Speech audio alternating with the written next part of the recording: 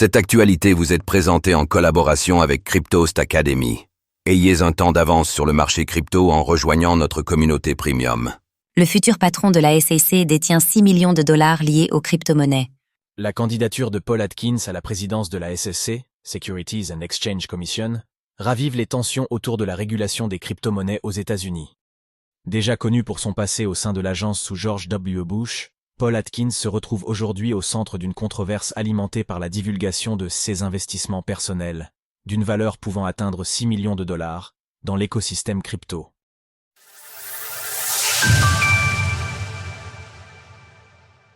Paul Atkins, une exposition de 6 millions de dollars au secteur de la crypto. Selon les documents déposés avant son audition devant le Sénat, Paul Atkins détient jusqu'à 1 million de dollars d'actions réparties entre deux entreprises phares du secteur, Securitize, une plateforme de tokenisation soutenue par BlackRock, et Anchorage Digital, une société de conservation de crypto-monnaies valorisée à plus de 3 milliards de dollars. En parallèle, il a investi entre 1 et 5 millions de dollars dans le fonds Off the Chain Capital, spécialisé dans les placements liés à la blockchain et au Web 3.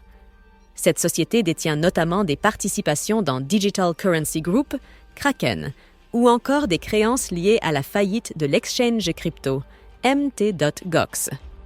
Bien que CES Investissement reste minoritaire par rapport à la fortune totale du couple Atkins, estimée à plus de 327 millions de dollars, CES Position suscite quelques interrogations. D'autant plus que Paul Atkins occupait encore récemment un siège au conseil d'administration de Securitize, ainsi qu'un rôle d'expert au sein de la Token Alliance, un groupe de lobbying affilié à la Chambre de commerce du numérique.